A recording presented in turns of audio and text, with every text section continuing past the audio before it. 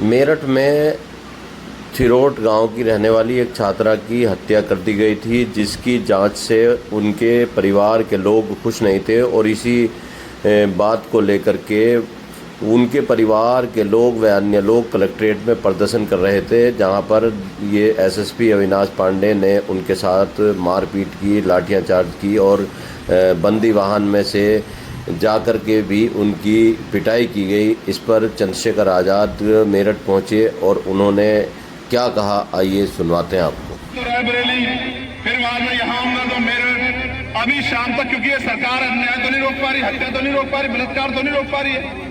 NCRB का data देख लो। तो मैं अकेला कहां जाऊंगा, इसलिए एक लड़ाई निर्णायक होगी दिल्ली में और एक लड़ाई निर्णायक होगी लखनऊ में विधानसभा चुनाव। और ये लड़ाई हमारे तमाम साथी साझे भाई, डॉक्टर अनुज साहब, तमाम हमारे साथी जो लोग संघर्ष कर रहे हैं, हमारे मैनेजर साहब, मेरी नजर में एक एक आदमी है, अम्बेडकर साहब। अब आपका नाम ही ऐसा, बताओ क्या करें। बाबा साहब का नाम लिया जाता है, आपके नाम को जब लेते हैं हम लोग, मौर्य जी।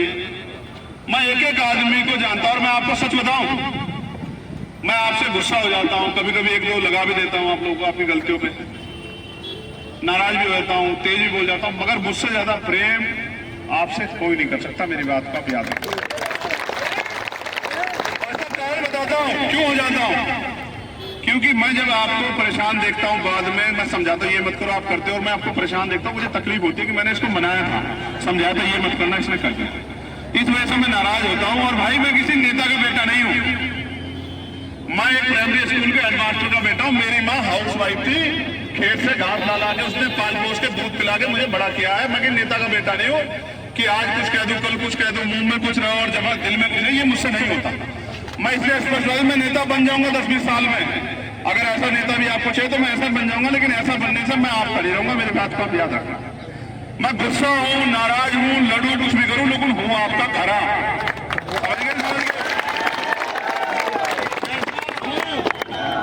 जैसा हूं आपका हूं, मेरा खून निकालोगे, मेरी हड्डियां निकालोगे, मेरी आंतें निकालोगे, तो वो आपको दिखाई देंगी कि उसमें आपके लिए कहीं ना कहीं संपत्ति होगी।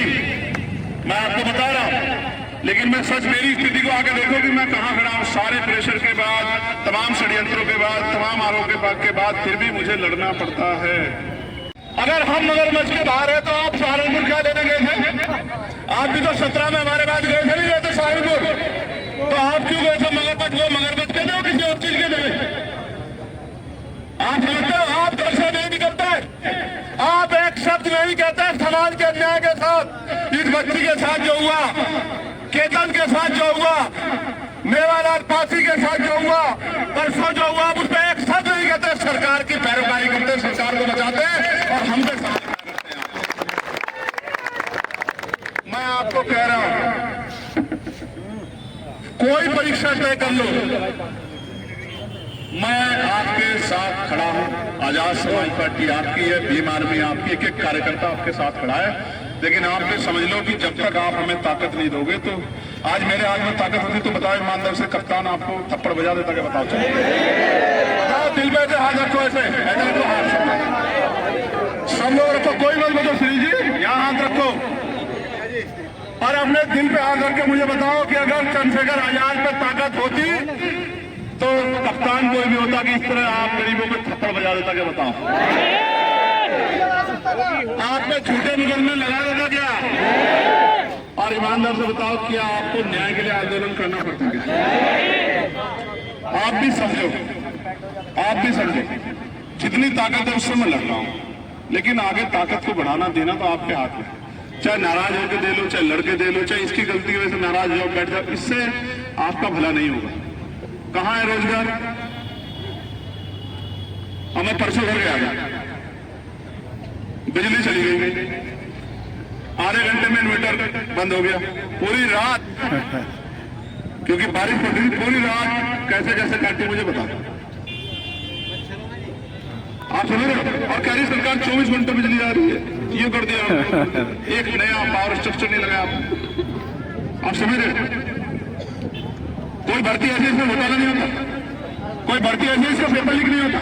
और पेपर लीक कौन करा सकता है? जिस पे माल है, जब माल लेगा उसे ही तो कुछ मिलेगा। गरीब पे तो नहीं है। कौन कहा है जिसके परिवार के लोग सत्ता में हैं? आपके परिवार के लोग सत्ता में नहीं, आपके परिवार सत्ता में तो यहां जमीन पे बैठते आप लोग, समझे? इसलिए आपको कह रहा हूं, गरीबों का हक छीन के रखने वाली सरकार पे जो डाका डाल रही है, इसको जनता इस बार छोड़ेगी नहीं।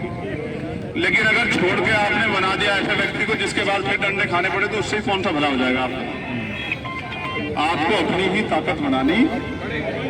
अरुण भाई, वकील साहब, अध्यक्ष जी, अपनी ही ताकत आपको, और जब आप अपनी ताकत नहीं बनाओगे तो ये अन्याय होता रहेगा। मैं अपनी बहनों से भी कह रहा हूं, अभी मजदूरी करते हो 300, 350, 400 रुपए मिलते, 753 रुपए न्यूनतम वेजेस है।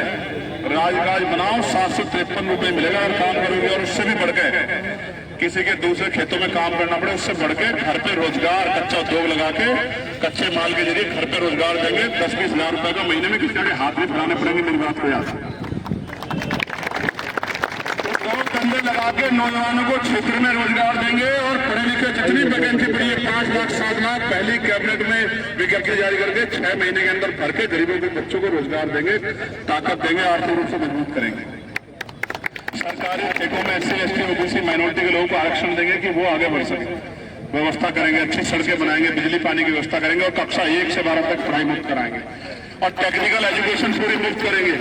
B.Tech करो, M.Tech करो, पॉलिटेक्निक करो, ITI करो, ये सब टेक्निकल एजुकेशन आपके लिए फ्री करेंगे। B.Tech हो, M.Tech हो, B.Ed हो, B.Ped हो, तमाम सब चीजें आपको ताकत देंगे, आपके